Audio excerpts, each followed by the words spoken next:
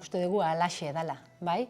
Berariaz, bere hezkuntza proiektua, bai, komunitatearen eta identitatearen oinarrian ipintzen duelako, familia eta ikastolan arteko, bai, elkarlana sustatuz.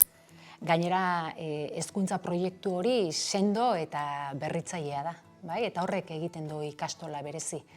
Nolabait bere marko orokor batetik abiatuta, bai, pertsonak hezte aldera, pertsona kritikoak, autonomoak, erabakitzaileak eta seguruak, bai, hezte horretan, etorkizunean izan ditzazketen erronkei aurre egiteko eta errealitatei eraldatzeko bide eman dezaten.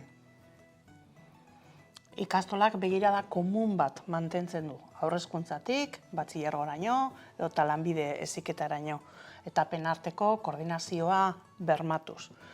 Izate eta egiteko horretan, oinarri nagusiak, Euskal Kurrikulumen garapena eta berrikuntza pedagogikoa, Amaiak zuk aipatu duzun moduan.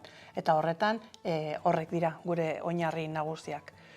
Berriz, hezkuntza marko orokorra ez da bakarrik ikasleentzat, baizik eta fokoa familian, pertsona guztientzat dago, eta fokoa familian jartzen du baita ere.